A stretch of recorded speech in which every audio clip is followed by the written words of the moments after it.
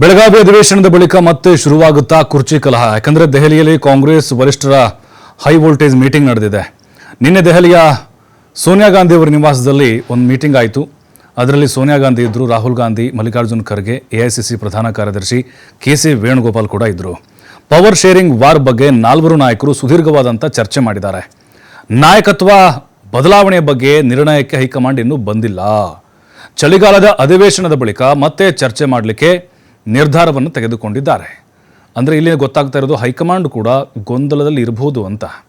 ಯಾಕಂದರೆ ಹಾಗಾಗಿದ್ದರೆ ಈಗಾಗಲೇ ಕುರ್ಚಿ ಕದನ ಬಗೆಹರಿತಿತ್ತು. ಬ್ರೇಕ್ಫಾಸ್ಟ್ ಮೀಟಿಂಗ್ನ ಮೂಲಕ ಸದ್ಯಕ್ಕೆ ತಾತ್ಕಾಲಿಕವಾಗಿ ಕದನ ವಿರಾಮವನ್ನು ಘೋಷಣೆ ಮಾಡಿದ್ದಾರೆ. ಈಗ ಎಲ್ಲವೂ ಕೂಡ ತಣ್ಣಗಾಗಿದೆ ಸಂಘರ್ಷ. ಆದರೆ ಒಳಗೆ ಆ ಬದಲಾವಣೆಯ ಕಿಚ್ಚು ನಾಯಕರಿಬ್ಬರ ಮಧ್ಯೆ ಹೊತ್ತಿ ಉರಿತಾ ಇದೆ. ಈಗ ನಿರ್ಣಯ ಮಾಡಿದರೆ ಕಷ್ಟ ಆಗಬಹುದು ಅಂತ, ಮುಜುಗರಕ್ಕೊಳಗಾಗ್ಬೋದು. ಪ್ರತಿಪಕ್ಷಗಳು ಅದನ್ನೇ ಅಸ್ತ್ರವಾಗಿ ತೆಗೆದುಕೊಂಡು ಹೋರಾಟಗಳನ್ನು ಮಾಡ್ಬೋದು. ರಾಷ್ಟ್ರ ಮಟ್ಟದಲ್ಲಿ ಡ್ಯಾಮೇಜ್ ಆಗ್ಬೋದು.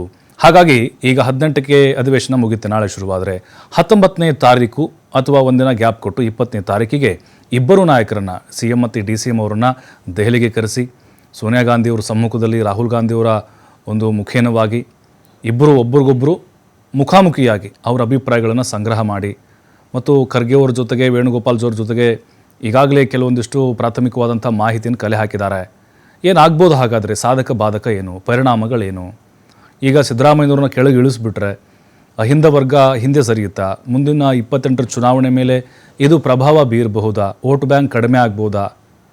ಈಗಾಗಲೇ BK ಹರಿಪ್ರಸಾದ್ ಅವರು ಕೂಡ ಹೈಕಮಾಂಡ್ ಗಮನಕ್ಕೆ ತಂದಿದ್ದಾರೆ. ಮತ್ತು DK ಶಿವಕುಮಾರ್ ಅವರಿಗೆ ಅಧಿಕಾರವನ್ನು ಕೊಟ್ಟರೆ ಏನಾಗುತ್ತೆ, ಲಾಭ ಏನು, ನಷ್ಟ ಏನು, ಅವ್ರಿಗೆ ಕೊಡದೇ ಇದ್ದರೆ ಏನಾಗ್ಬೋದು ಅಂಥ ಪರಿಸ್ಥಿತಿ, ಇದೆಲ್ಲದರ ಬಗ್ಗೆ ಕೂಡ ಮಾಹಿತಿಯನ್ನು ಕಲೆ ಹಾಕಿದ್ದಾರೆ.